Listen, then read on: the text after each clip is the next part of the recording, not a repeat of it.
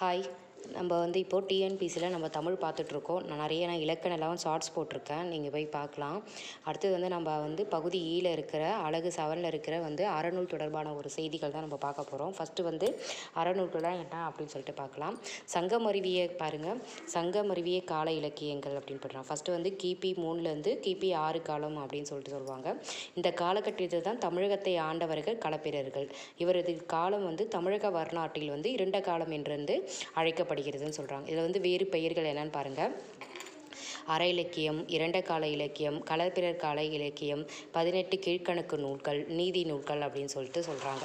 Next வந்து பாருங்கள், சங்கமருவிய காலத்தின் பிரிவுகள் என்னன்னு பாருங்கள். அறம் சார்ந்த நூல்கள் வந்து பார்த்திங்கன்னா 11, அகத்திணை சார்ந்த நூல்கள் வந்து 6, புறத்திணை சார்ந்த நூல்கள் வந்து 1. இந்த 18 கீழ்கணக்கு நூல்களில் வந்து செய்யுளால் பெயர் பெற்ற ஒரு நூல் எதுன்னு பார்த்தீங்கன்னா திருக்குறள். அடுத்தது பாருங்கள், 18 கீழ்கணக்கு நூல்களில் இடம்பெற்றுள்ள தொகை நூல் எது அப்படின்னு கேட்டிருக்காங்க. தொகை நூல் எதுனா நாலடியார்.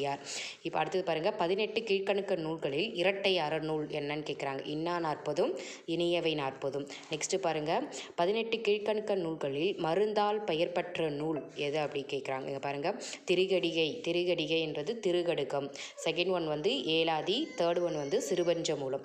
அடுத்தது பாருங்கள், 18 கீழ்கணக்கு நூல்களில் வேறால் இடம்பெற்ற நூல் எதுன்னு கேட்குறாங்க. சிறுபஞ்ச மூலம். நெக்ஸ்ட்டு வந்து 18 கீழ்கணக்கு நூல்களில் இடம்பெற்றுள்ள ஒரே தழுவல் நூல் எது பார்த்தீங்கன்னா ஆசாரக்கோவை. ஓகேவா. அடுத்தது வந்து நம்ம வந்து நாலடியார் பார்க்கலாம். பாருங்கள், ஃபஸ்ட்டு நாலடியார் பாருங்கள். அறநூல்கள் ஃபஸ்ட்டு வந்து நாலடியார் பாருங்கள். ஆசிரியர்னா சமண முனிவர்கள். காலம் வந்து கிபி 7ஆம் நூற்றாண்டு. பாடல்கள் வந்து 400. பாவகை வந்து நாலடி வெண்பா. பொருள் வந்து அறம் சார்ந்த நூல். தொகுத்தவர் பதுமனார். கடவுள் வாழ்த்து பாடியவர் யாருன்னா பதுமனார் அப்படின்னு முதலாக உரை கண்டவரும் யாருன்னா பதுமனார் அப்படின்னு சொல்லுவாங்க. இந்நூலின் வேறு பெயர்கள் என்னென்ன அப்படின்னு பாருங்கள். நாலடி 400, குட்டி திருக்குறள், திருக்குறள் விளக்கம், வேளாண் வேதம் அப்படின்னு சொல்லிட்டு. நெக்ஸ்ட்டு இந்த நூல் அமைப்பு பாருங்கள். இயல்கள் வந்து 12, அதிகாரங்கள் 40, மொத்த பாடல்கள் வந்து 400 + 1 அப்படின்னு. இந்நூலை முப்பாலாக பிரித்து உரை கண்டவர் யாருன்னா தர்மர். அதில் பாருங்கள், முப்பாலாக பிரித்தது வந்து அறத்துப்பால் 13 அதிகாரம், பொருட்பால் 24 அதிகாரம், இன்பத்துப்பால் 3 அதிகாரம் அப்படின்னு சொல்கிறாங்க. முதல் அதிகாரம் வந்து செல்வ நிலையாமை அப்படின்னு சொல்கிறாங்க. இறுதி அதிகாரம் காம நுதலியல். இதில் வந்து இந்த நூலில் பாருங்கள், முத்தரையர்கள் பற்றி செய்தி இடம்பெறும் ஒரே தமிழ் நூல் எது அப்படின்னு பார்த்தீங்கன்னா நாலடியார். ஆங்கிலத்தில் மொழிபெயர்த்தவர் யார்? G U Pope. இந்நூல் ஒரு தொகை நூலாகும் அப்படின்னு சொல்லிட்டு.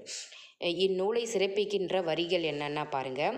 ஆளும் வேலும் பல்லுக்குருதி, நாளும் இருண்டும் சொல்லுக்குருதி அப்படின்னு சொல்லிட்டு. செய்யுள் வரிகள், இம்பார்ட்டன்ட் செய்யுள் வரிகள் என்னென்னா பாருங்கள். கல்வி கரையில கற்பவை நாள் சில. செகண்ட் ஒன் வந்து கல்வி அழகே அழகு. தேர்ட் ஒன் வந்து நாய்க்கால் சிறுவிரல் போல் நன்கனியார். ஃபோர்த் வந்து செய்தாலும் சென்று கொள்ளல் வேண்டும் செய்விளக்கு.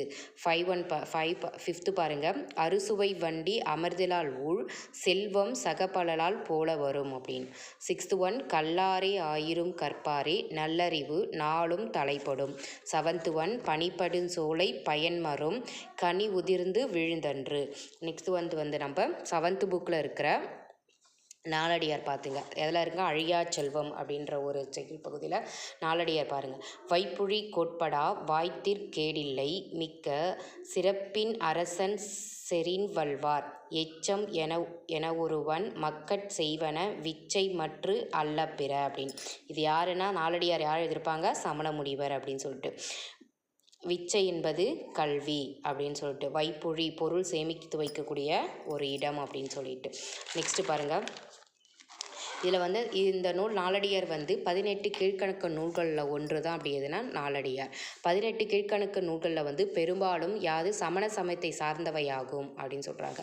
இதில் வந்து தமிழில் வந்து வடமொழி கலப்பு மிகுந்த ஒரு இலக்கியம் எது அப்படின்னா நம்மளுக்கு வந்து அற இலக்கியம். துறைவேல்மல் நெறி என்று உச்சத்தில் வைத்து படைக்கப்பட்ட ஒரு தமிழ் இலக்கியம் எதுனா அற இலக்கியம் அப்படின்னு. இதே தான் நாலடியார் பற்றி செய்திகள் இதாக இருக்குது. இதை எடுத்திருக்கேன். அடுத்தது வந்து நாலடியார் பற்றி மேற்கோள்கள் வந்து நெக்ஸ்ட் கிளாஸில் பார்க்கலாம். Thank you.